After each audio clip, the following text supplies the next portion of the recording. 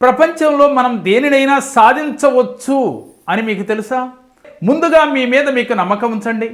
చెయ్యాలనే యొక్క సంకల్పాన్ని కార్యరూపంలో దాల్చి ఒక పేపర్ పైన రాసుకుని అది జరిగినట్లుగా విజువలైజేషన్ చేస్తూ ఉండండి. ప్రతి సెకను కూడా అదే భావంతో ఉండండి.